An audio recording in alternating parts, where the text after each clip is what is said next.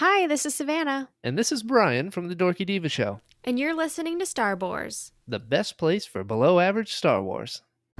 In a world where people need 80s and 90s movie reviews, two regular Geordies combine forces to bring you the Brother to Brother 80s and 90s movie review podcast. Check them out on Twitter, YouTube, and all decent podcast vendors.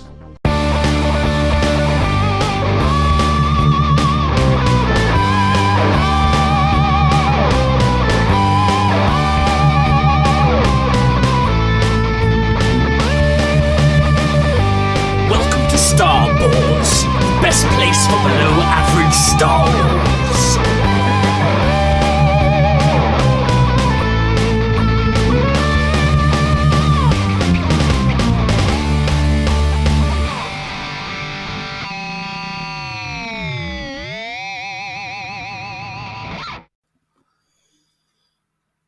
Hello there, and welcome to the Star Wars Show, the best place for below average Star Wars.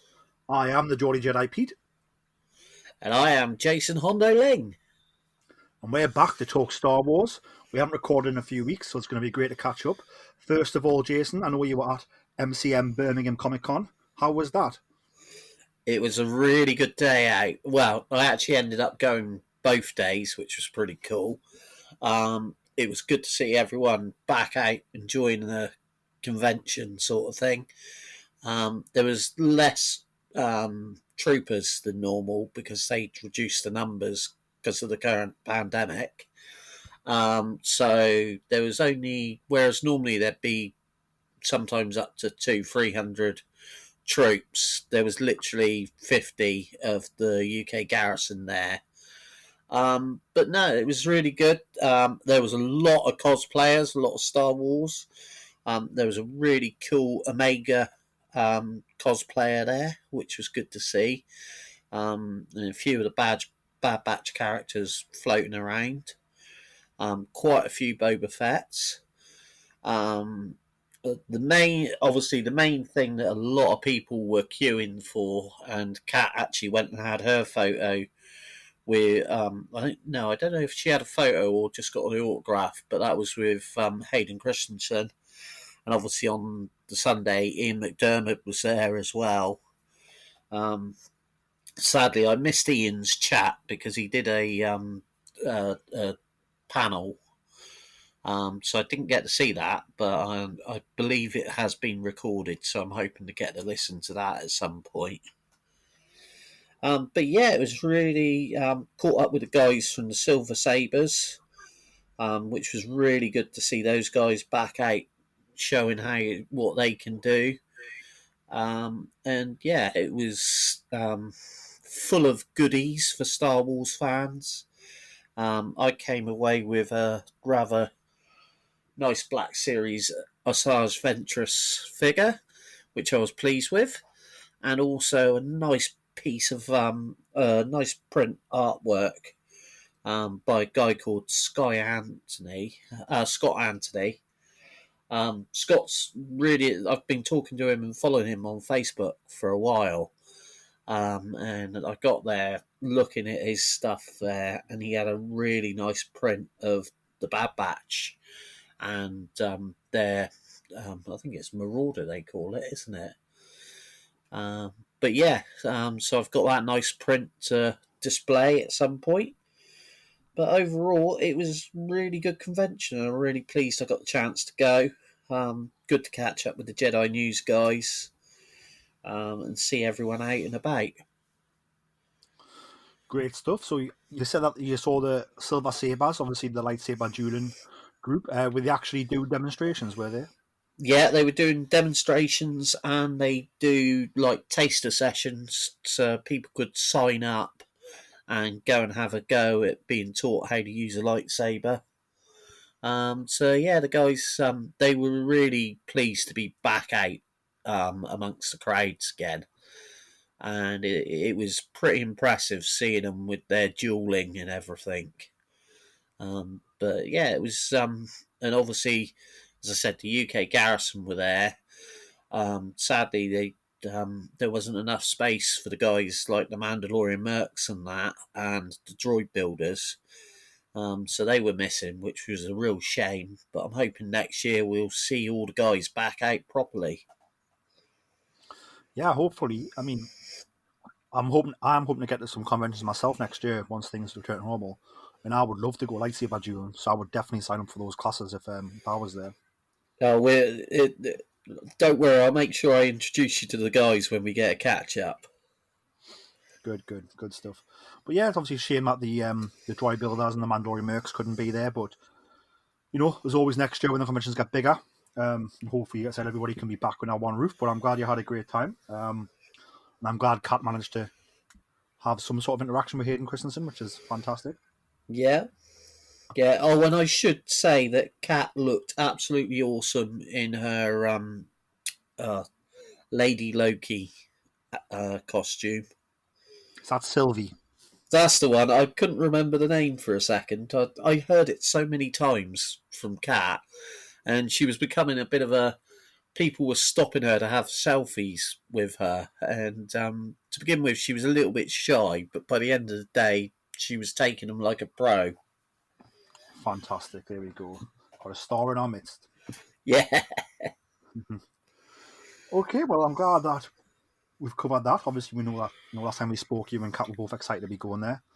Next time we speak to Kat, we'll find out all about Hayden Christensen and what it was like. But moving on from that, a huge, big Lego release is Among Us. Oh, yes.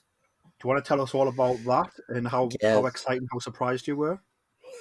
Well, I think Kat and I teased you about this the last time off air, because we had a little bit of a sneak peek. Jedi News obviously received it early so that they could produce some marketing material.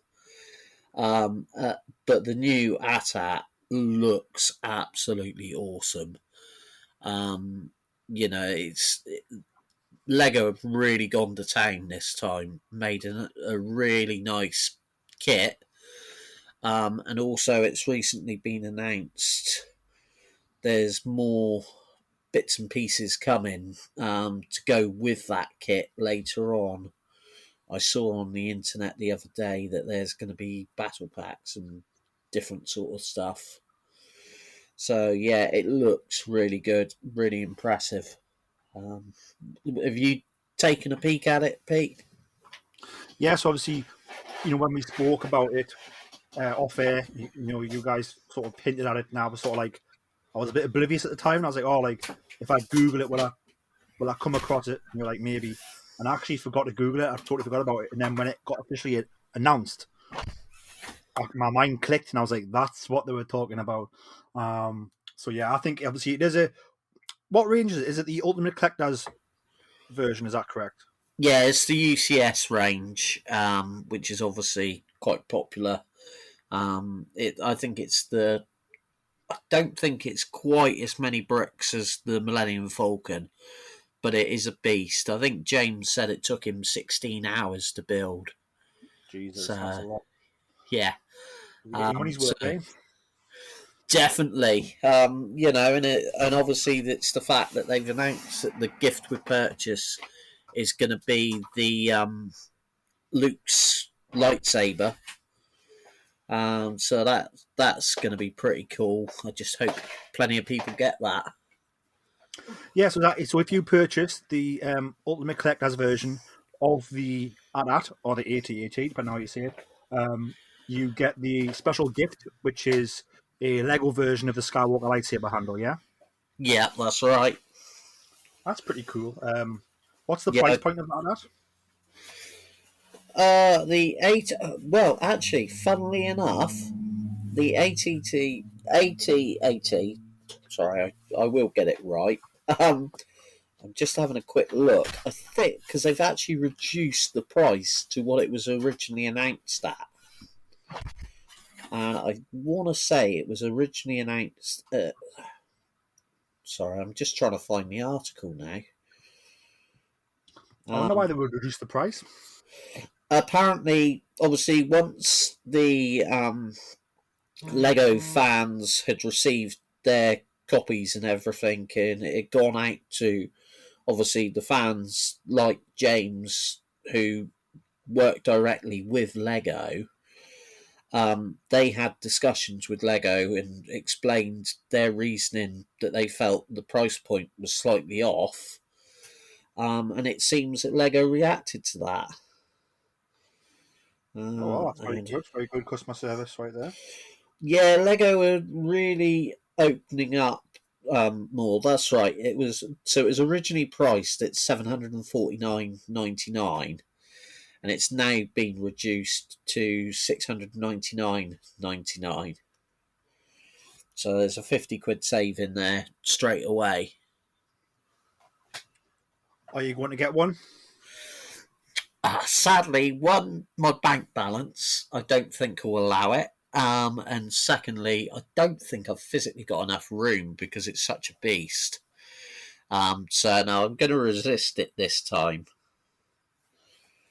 Probably a wise decision, I think, even though Yeah. our brains say no, but our hearts say yes. Yeah, that is exactly it.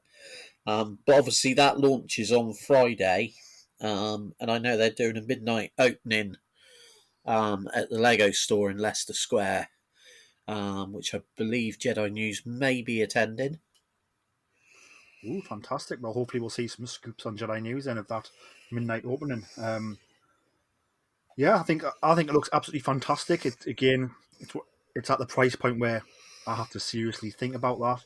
A, as you said, bank balance. B, space. C, angry wife. Yeah. You've got to think about these things. But no, yeah, it looks fantastic. Obviously, getting released this Friday. If you want it, I recommend probably being on the Lego website to pick it up as soon as possible, or get yourself that midnight opening at the Leicester Square Lego store. Definitely. Moving on from that, it's been rumoured, I don't believe confirmed yet, although there's a lot of outlets reporting it, that Kathleen Kennedy has signed on to continue being the president of Lucasfilm Limited for a further 3 years. What were your thoughts on when you first came across this, Jason? It was another one that was quite strange because we'd actually sat down, Kat, James, and myself, and discussed this at the Comic-Con. And we were all pretty certain that she'd stay on. I think it's safe to say, we were all in agreement that we've already chosen her successor, but I think it's going to be a little while before we see that come to play.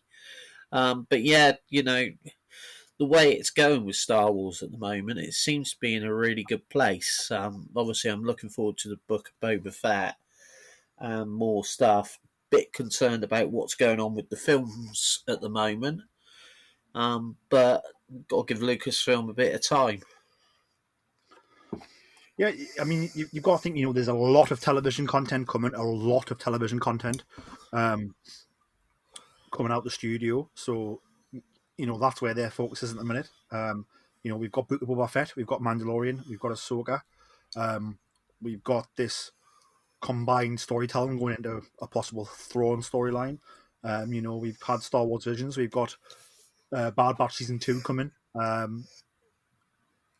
We've got a lot of things that are sort of in the works behind the scenes that are sort of in development but not in pre-production yet. So there's a lot going on. We're getting a lot of content. The High Republic, a hugely successful new era of Star Wars storytelling, has taken off and done really well. And that's in full swing. So there's a lot of Star Wars out there. And a lot of it is good. Obviously, I think you're referring to the Rogue Squadron movie sort of being postponed a little bit. Yeah, that's right. Obviously we've seen this quite a lot in Star Wars, and there was issues with Solo and that. So it'll just be interesting to see how that pans out over the next year or so. Yeah, I mean, I think for me, there were the movies in pre-production, or sort of early development, you would say. They're writing the script. So for me, I'd rather them take the time at this period than have problems on set, if that makes sense. Yeah. And you've got to remember that when they we're sort of spoilt now as people and information with the internet, because they're telling us all about a lot of projects that are in development. But there's one thing about Hollywood, and that is, for every movie you see on the big screen, for every project you get on your Netflix or whatever, there's probably about 7 to 10 that have sort of been developed and then stopped. Yeah, no, So it's just normal Hollywood for me, and I'm not too yeah, worried about it. no. I've actually been an extra in a film that never made it to the screen. Can you say which movie that was? I can't remember what the title was. It was a film with David Essex, and I was just like a crowd member. But it was quite an amazing experience just for a few hours to be stood there on like a film set, and also actually I wish it had come out because I was stood right next to David Essex, so I suspect I would have ended up on camera. My question is, did you get free catering? No, it was a bit lapse. It was an evening shoot, and we were literally grabbed from the crowd at this banger racing event. So we were sort of rushed in, just asked to help out, and yeah, it was comical. But I did get me photograph taken with David Essex, which I've kept, and that was quite cool. Good. So yeah, I think I hope the rumors are true. I hope she has signed on for another 3 years. I think I think she's sort of in a rolling contract type of situation where it's like, you've got a lot of experience, but she is getting older. And does she want to do other things that aren't related to Star Wars? We do know she has her own company with her husband, Frank Marshall. There might be passion projects there she wants to work on. But she's, apparently signed on for another 3 years. Have you heard if that's been confirmed yet, Jason, or not?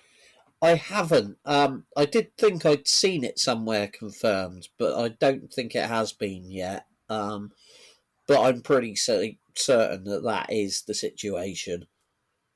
Yeah, I think I don't think it's been any official comment, but I think a lot of the big hitter publications have led with it now, which sort of leads to it being true. Yeah, like I'm quite happy. I think she's the right choice to steer it in the direction they need it to go in. Obviously, they need to be thinking about who's going to replace her and be grooming that person now, because in 3 years' time is probably when you need to start pulling the trigger on that. Yeah. So yeah, but no, I'm glad she's in charge. Like I said, we've got a lot of Star Wars. We've got a lot of Star Wars coming. The Disney Plus Star Wars era is nearly upon us. We've had 2 seasons of Mandalorian, which were fantastic. But we're about to start getting 3 and 4 shows a year. We've got Book of Boba Fett, we've got Mandalorian season 3, we've got Andor, we've got Obi-Wan Kenobi, we've got Ahsoka. That's 5 series coming in the next year and a half. Yeah, I know. 2 years. I'm so happy, and I'm pretty convinced. I think I said last time I'm pretty convinced Obi-Wan's going to drop May the 4th, because I know they've announced that Andor's coming between July and September, I think they said. So it sort of fits in that obviously Book of Boba Fett will probably finish end of February, which would then leave a few months. And then I think that's when they're going to drop the Obi-Wan series in between Book of Boba Fett and Andor. I would love that. I think that's. I hope your prediction's right, because I would love that. I cannot wait for Kenobi. Speaking of Kenobi and Kathleen Kennedy, the Lucasfilm boss, Kathleen Kennedy, opened up about the emotional reunion between Hugh McGregor and Hayden Christensen on set, as they slip back into those iconic flowing robes of obviously Obi-Wan Kenobi and Anakin Skywalker / Darth Vader. And she said the thing that was most exciting was being on set and watching the two of them get excited. They hadn't seen each other in a long time. I was surprised at just how incredibly emotional it was for each of them to find themselves back in these roles, and just realizing how important Star Wars was to each of them. It was the beginning of their careers. So yeah, like I think we've all seen the Obi-Wan Kenobi sizzle reel, which it didn't really show us much, but it did show you Jim McGregor getting very excited about being back working with Christensen. I think he actually says, it's brought me back to Hayden. So they're obviously very excited about that. Yeah, I think like obviously that snippet of it's not really talking about what we're going to see and what we no spoilers, but the fact that those two guys were very excited and emotionally back to me says that they really do care, and that I think that's going to translate to a really good product when we get this series. Yeah, it's definitely something to look forward to. I'm still a bit nervous about how they're going to bring Vader into the Obi-Wan story, and obviously not messing around with continuity between the different films and that. But you've got to trust these guys; they seem to be getting it right at the moment. Yeah, I think there's definitely room for it. In the sizzle reel, we saw some concept art of Obi-Wan fighting Vader. Obviously, there's that line in Return of the Jedi when Vader tells Luke Obi-Wan once thought as he did. So are you going to get them fighting and Obi-Wan telling Vader to turn back to the good side? Yeah. Are we going to see... there's a reason why Ben or Obi-Wan is sort of with Yoda and saying, you've got to kill Vader. That's the only option now. Because maybe, he went and did try to save him and he said no. So it's like, what? We've tried that. He doesn't want to turn back. So the only option is to kill him, which is why he thinks that way in Return of the Jedi. Also that scene in A New Hope when they first meet and when Vader tells him last time he met, was it you were the master, but now I am the master. You don't know if they're talking about that duel on Mustafar, or they could be talking about a different duel, one that took place after Mustafar. So I think there's definitely wiggle room to fit this in. Obviously, you need to make it make sense. You need to make it organic, which I'm sure they will do. I've got 100% faith in that. I'm hoping we get both Obi-Wan and Vader fighting, but I'm hoping we also get Obi-Wan and Anakin in flashbacks as well, like double Anakin. Yeah, that'd be pretty cool. Fingers crossed on that one. Now, I have to admit, I am looking forward to seeing some more lightsaber action, because obviously with the Mandalorian, the lightsabers have been missing, so it'd be nice to see the guys actually doing some dueling. Definitely, 100%. In the same interview, Kathleen also said that, while Obi-Wan is springing from the prequel trilogy in Rogue One, Andor springing from Rogue One, which brings together the prequel trilogy and the original trilogy. And obviously we've got the post-Return of the Jedi Mandoverse shows. It sounds like there may be stories to come involving the crew introduced in the most recent sequel trilogy, which obviously wrapped in 2019 with The Rise of Skywalker. And this is what Kathy said. She said, certainly, those are not characters we're going to forget. So sort of did a little tease there. They will live on. And those are conversations that are going on with the creative team as well. So, yeah. For me, that means that could be an early development chat and we could get that in 5 years to 10 years' time. Do you know what I mean? But I think it's crazy to think that we've got we've got these shows in between the prequel and the original trilogy. We've got these shows in between the original and the sequel trilogy. We've got this High Republic storytelling era set 100 years before the Phantom Menace, and then we're possibly going to go back and then tell some stories with the new guys from the sequel trilogy as well. Just goes to show that there's it's very busy at Lucasfilm. A lot of creative discussions going on, and that's only a good thing. We're only going to get more and more Star Wars from all different aspects and all different eras, which everybody loves. Some people love it all. Some people live certain eras. But if we're going to tell a little bit in every era, then it means there's a little bit of Star Wars for everyone, which is fantastic. Yeah, no, definitely. And, I would like to see... I'd like to see more of the continuation of what happened after The Rise of Skywalker. I think there's plenty of room for that. The thing is as well, I've recently been trying to catch up reading all the comic books and that, and there's so much story content there for you, on all sorts of different levels. So yeah, there's so much that they could be heading towards. Definitely. And speaking of more Star Wars coming, obviously we know that Mandalorian Season 3 is coming. We know we've got the Boba Fett series, so, Mandalorians are quite prominent. There has been rumours this week of casting news for Sabine Wren to appear in the Mandalorian Season 3, or possible Ahsoka series that's coming. Yeah, Did you see this season yet? Yeah, I've seen it. Again, it's one of those things I'm pretty sure, because it's been so heavily reported, it certainly sounds like it's quite an accurate leak. I didn't, obviously, I don't reckon, I'm trying to find the name of the actress. Can you? I have not seen the name, to be fair. I just saw that Twitter going berserk. Natasha Lou Bordisco, I think. I'm not quite sure how you pronounce that. I think it's Natasha Lou Bordisco. I think you got it sort of right there, buddy. That's Yeah. Deadline are reporting that. So Deadline are a very serious publication, so they're reporting it, which means they must have some sources telling them that. And they're saying that he's being cast as Lee opposite Rosario Dawson in the Ahsoka series.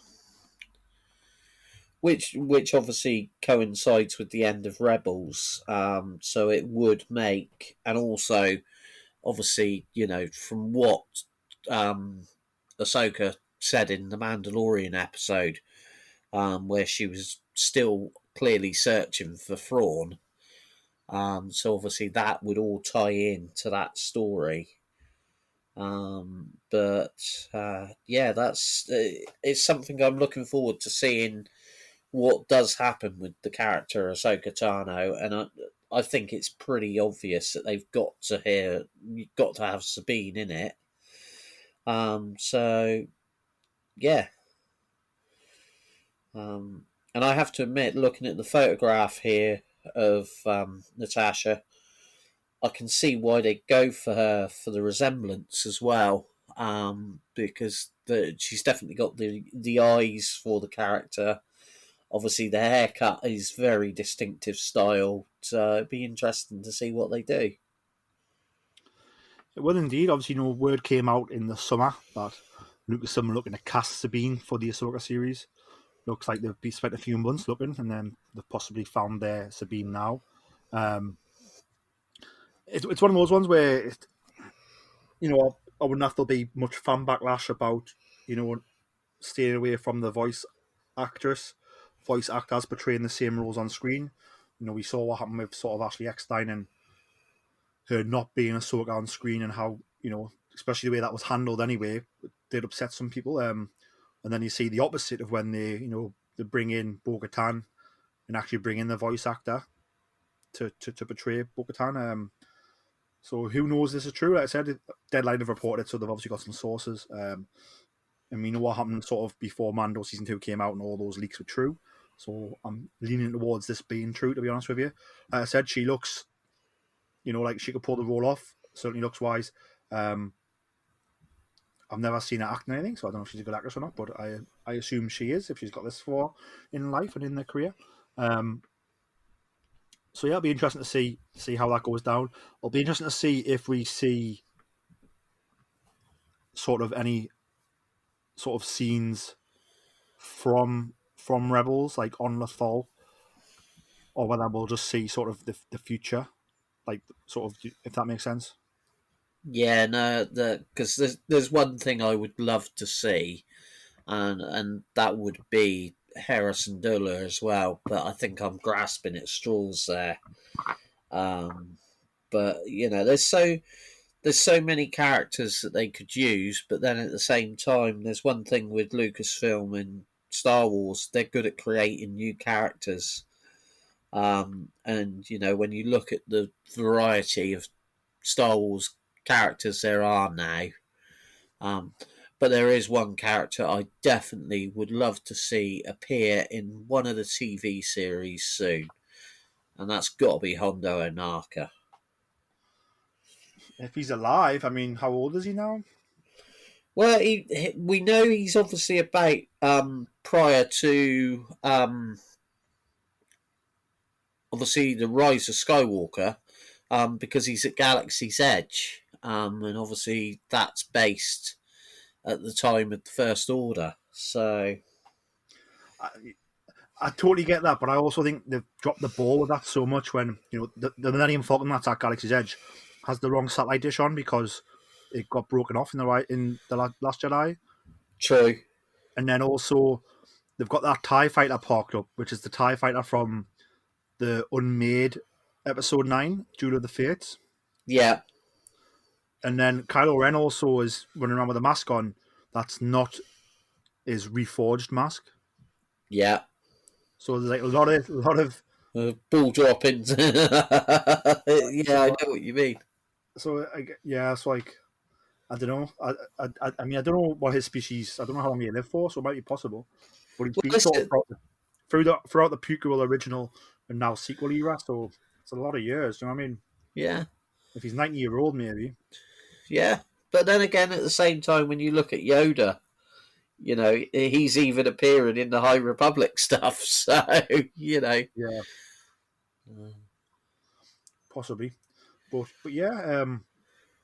I think I'm looking forward to seeing how all these shows tie together.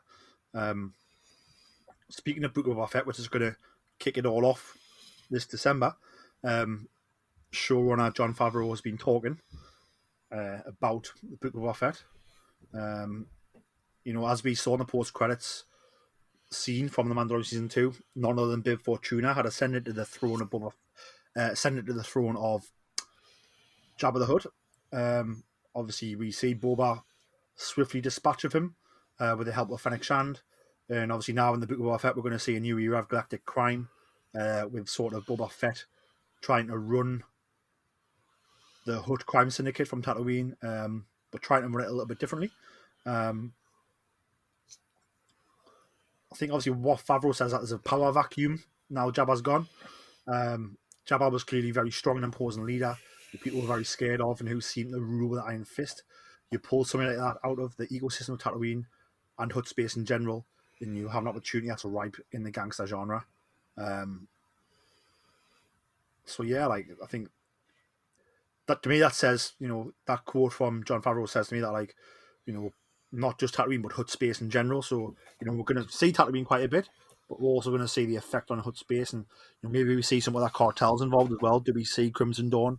Do we see the Pikes? Do we see? I've totally forgotten the name. Black Sun.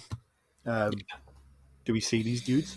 Do we see who's running them? Do we see? Is it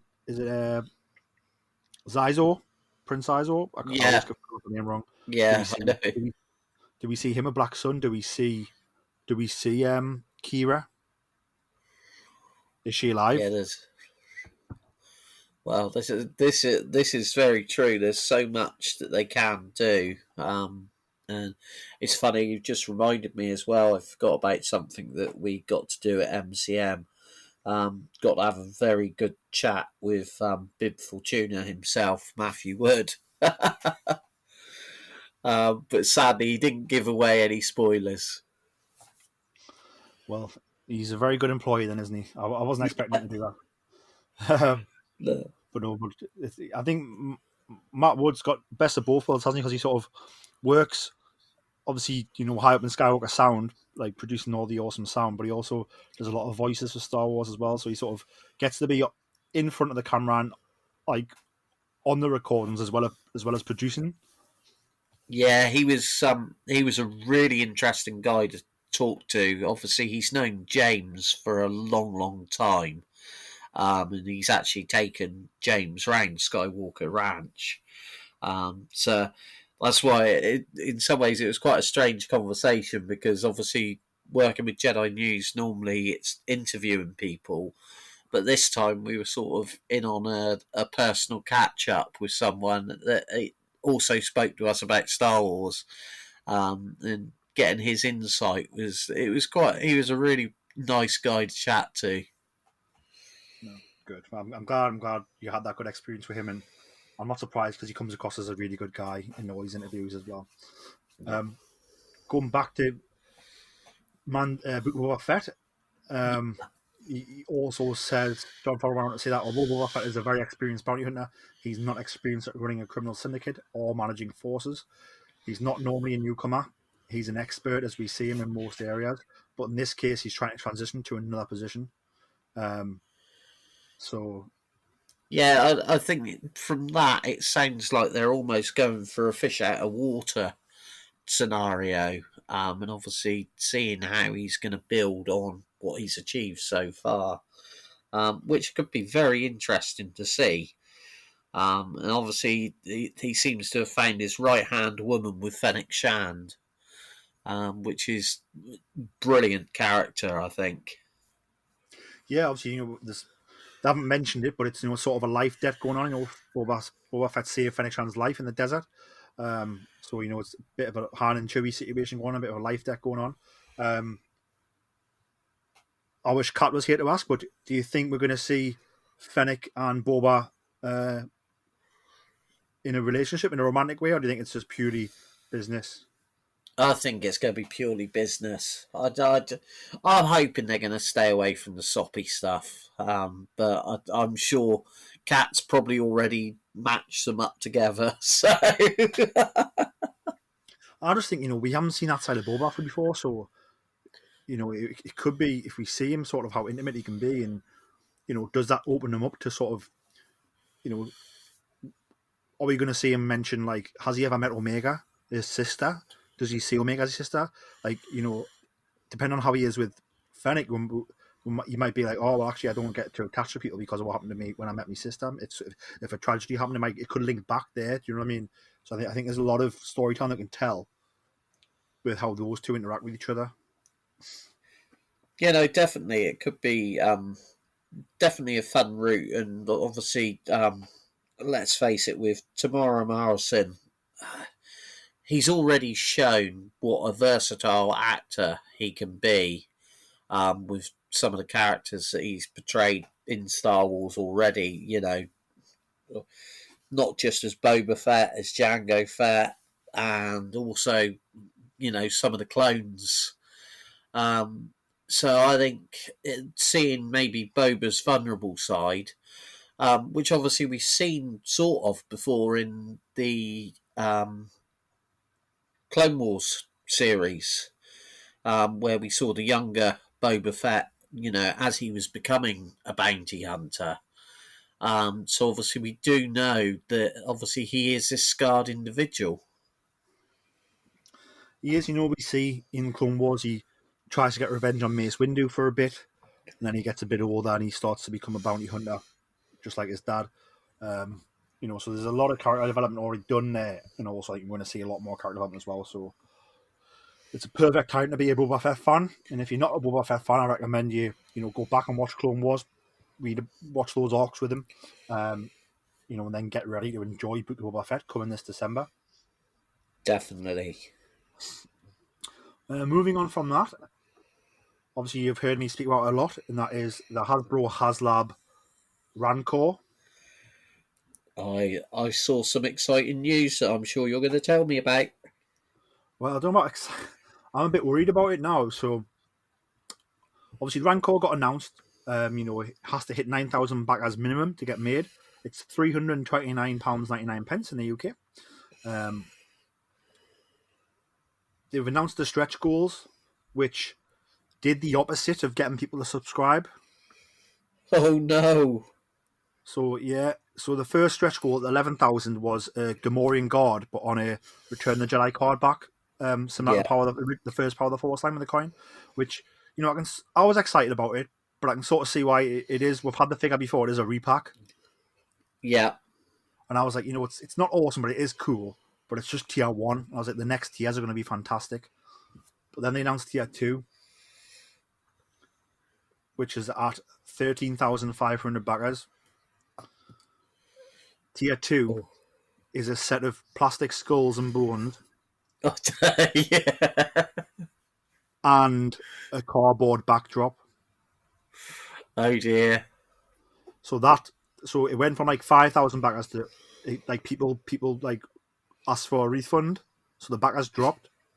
Oh no. So Hasbro didn't, and I could sort of see why. I was a bit like, I can sort of see why. I didn't. At the moment, I'm still backing it, but I can sort of see why people weren't too happy because we've committed a lot of money to it, and these things are going to be fantastic. But there's still 2 more tiers to unlock. So tier 3 for 16,000 backers they just announced this week, and that is a Salacious B. Crumb on his Return of the Jedi card back, which is he's cool. We haven't had him before, I don't think. And then at 19,000 backers, tier 4, it's a Luke Skywalker, similar to the Walmart exclusive. Obviously, with the Jedi robes from Return of the Jedi, comes with the lightsaber and the blaster. So yeah, like again, a good figure, but they've said he's been retooled apparently, so he's like a new mold. But we've had the figure before, so it's currently at 4,769 backers with 13 days left. Oh. But for me, people have been crying out, and Hasbro must have seen this. People want Ula, the dancer. Yeah. They want the Rancor keeper. Yeah. If they'd announced those 2 guys in the stretch goals, this thing would have been backed. Now would have been backed by now. So I just don't know if they're so. They seem to be so out of play, like so out of. I don't know, like out of. I don't know what the word would be like they're so out of touch with what the Hasbro Black Series fans want. Yeah, they seem to. It certainly sounds like they've dropped the ball almost with this one. It'll be. Yeah, I think they're going to struggle to get all of that back in time for, as you say, 13 days. A lot of people, if they were going to back it, would have backed it by now. Yeah, so I think I'm just hoping they'll come up with like an extra. They need to add some stuff now. Like if I was them, I'd have their guys working on Ula, working on is it Malachi? Is that how you say his name? That's right. Yeah, working on Malachi, working on Ula, because you need to rescue this. So you need to say, oh, guess what? We've just did these 2 figures, and they're going to be in the 4th tier with Luke, and then that'll get people jumping on it. But like, they need to strike now with 13 days left. 13 days left, and they need to get another 4,000 backers minimum, a bit more than that. Like, it's just I don't know. I was so excited, as you know, I was so excited about this, and I was excited to back it. But now I'm a bit like, I was hoping to get like really awesome stretch goals and this thing to be announced straight away. But like I said, it's just absolutely fallen off the rails. Yeah, it doesn't. I have to admit, I've never been able to get that excited about the Rancor. I kicked myself because I really was excited about the Razor Crest. But it certainly doesn't seem to have worked out as well as the Razor Crest and the Sail Barge went. It hasn't, but I think it's all down to those stretch goals just being sort of not well thought out. Like, do they know the audience is what I'm worried about. Yeah. Like, at over £300, it's more expensive than a hot toy. Yeah. Yeah, it is. It's just, that is big. And you're going to give us repackaged figures, and you're going to give us some plastic bones and a cardboard backdrop. Yeah. Like, for me, if you're going to do scenery as a stretch goal, like, release the gate, like fully plastic gate, molded gate. Yeah. The figures, 300 and like over £300, like, add a plastic gate, maybe with the control panel that Luke throws the skull against or the rock against. Like, do you know what I mean? Like, add something of like substantial, like, value, not a cardboard backdrop, and some bones. One of the skulls looks like a Tauntaun skull, by the way. Yeah, I noticed that. It So does, doesn't it? it's a bit hot on Tatooine when, like, do you know what I mean? Yeah. The Tauntauns running around and all furred up. So, like, yeah, so I'm a bit like, I'm still backing it. I'm not going to pull out because I do want the Rancor, but obviously the reason why I want it so much is because A, I love the Rancor, and B, like, I've got FOMO of missing out on because I wasn't really aware of what was going on when the Sail Barge got released and when the Razor Crest got released. Yeah. So I was like, I'm not missing out this time, and I backed it straight away.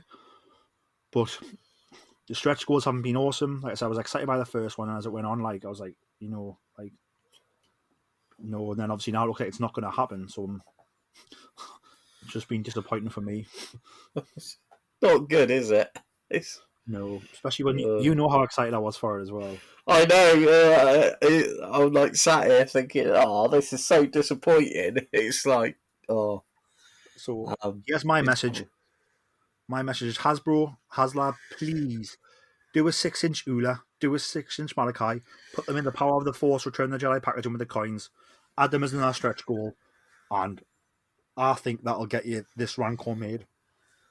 Yeah.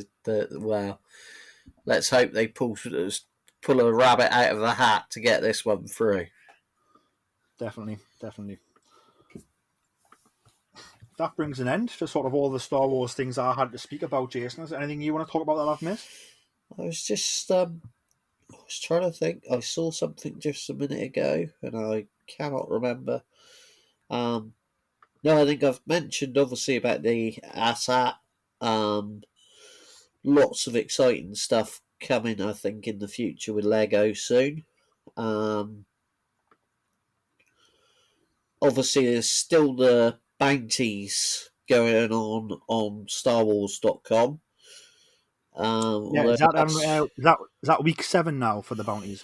Yeah, I think I've just literally seen the new ones come up. I was just going to have a quick peek. I sort of lost interest because a lot of these were stuff that's already been announced, and they were just like announcing the same stuff every week. Yeah, I did that. I sort of sat down and went through a lot of it last night, and I was thinking the same. Yeah, they've got some clothing this week, but like you said, like the Lego Vader helmet and the Scout Trooper helmet are this week's. But it looks like they're in shops now. Yeah, but no, otherwise, it's quite interesting to have a look at it just to see some of the merchandise that is out there. When I was up at MCM, the amount of Star Wars stuff there is to buy, we were joking with James, because obviously he's well known in the collecting community as having one of the biggest Star Wars collections, and he that weekend he'd actually had a shed built in his back garden, which I think is going to start holding some of his collection because there's not enough room in the house now. Oh, that's fantastic. His own little museum in the back garden. Yeah, I think he's got his own little man cave there. I think he was getting quite excited about that. Awesome. Okay, Jason, it's been lovely catching up. I can't wait to catch up with you next week as well, hopefully. We need to start doing these a bit more regular than what we have been, but life gets in the way, we know. Yeah, definitely. It's just chaos at the moment. It is, especially in the run up of Christmas. Very busy times. Where can the lovely listeners find you on social media, Jason? Oh, I forgot to prepare myself. Terrible. I knew you would. Yeah, I'm terrible with Twitter. I'm just being evil, putting you under the thumb there. You do it, don't you? Yeah. It's at Hondo Ling. It is. I knew that, but I wasn't going to help you. You knew, yeah. Cheers, Pete. I am a Sith. Yeah. Yeah. Make sure to follow Jason. You can follow me. Sorry, go ahead, Jason. I knew there was something I meant to say. Happy birthday to Padawan Outpost. They've just had their first year.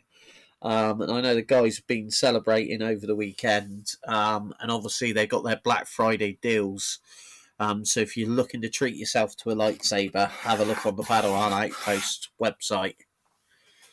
Yeah, obviously, Padawan Outpost, they've got a website. They're also on Facebook. Search Padawan Outpost. About a year ago, maybe less, I got one of their mystery boxes. So I got a lightsaber for, I can't even remember how much they are. How much are the mystery boxes, Jason? They're £59. Yeah, so £59. And I got a fantastic lightsaber for a bargain price. If you go to my Instagram, you can certainly see pictures and videos of it in action. Obviously, are the mystery boxes still online? Yeah, they're still doing the mystery boxes. Their range has increased quite a lot, and the guys are really going to town. They also now do carry cases for your sabers, which are pretty cool, and display stands. But yeah, considering they only started a year ago, the guys there have really grown the business, which is really good to see. Like you said, I purchased 2 of the mystery boxes, one for each of my daughters. And don't get me wrong, there are sabers out there that, like I've said in the past, JQ sabers, different. They're obviously a lot heavy dutier. But if you want to start with sabers, I would say the Padawan Outpost ones are a really good starter, reasonable price, and the service is very good with them. And I think yours turned up literally the next day, I think, wasn't it? Yeah, so mine came via DHL shipping, and it arrived, I think it was within 2 days, but they literally said it, like, I got a text saying, oh, it's coming today, and then it arrived. Like, it was fantastic service.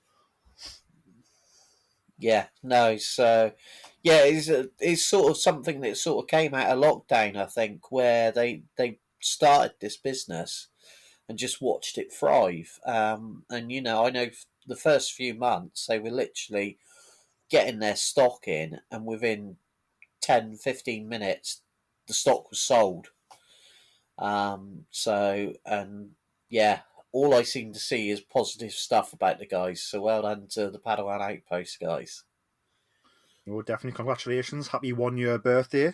Thank you for my wonderful lightsaber. And I think I might have to have a look and see if there's any good Black Friday deals going. Because maybe I fancy a Kylo Ren type one, or maybe I fancy a Luke Skywalker Return of the Jedi type one.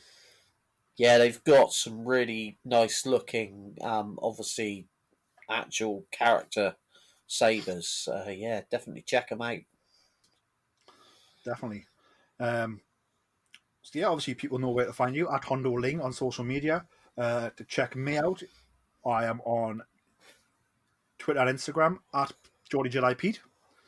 The podcast is on Instagram and Facebook at Star Wars Podcast.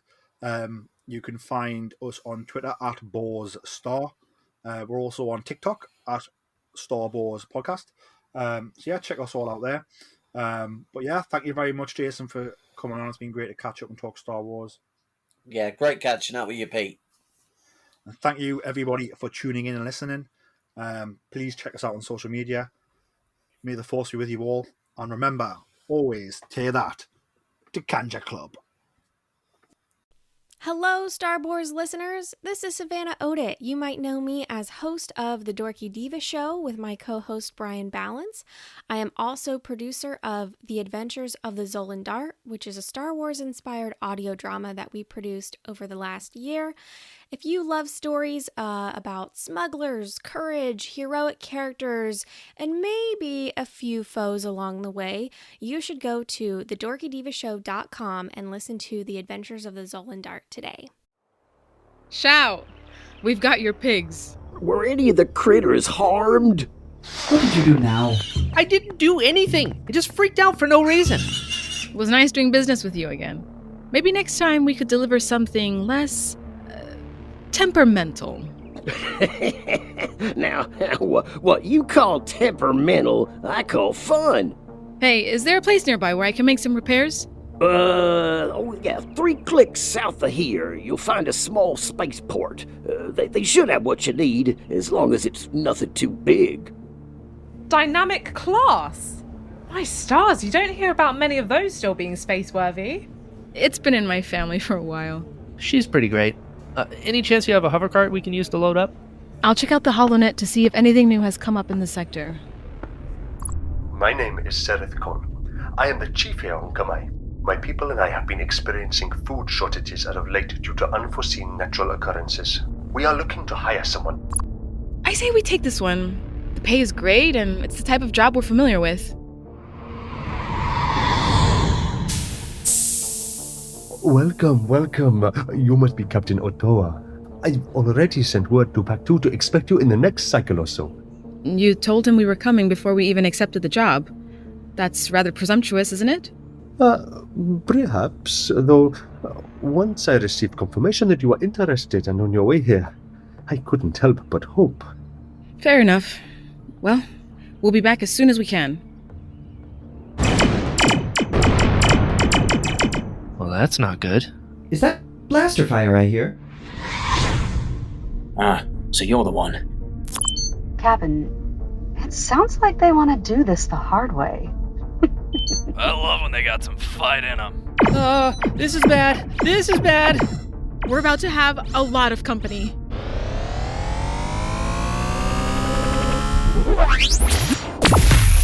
I'll see you soon.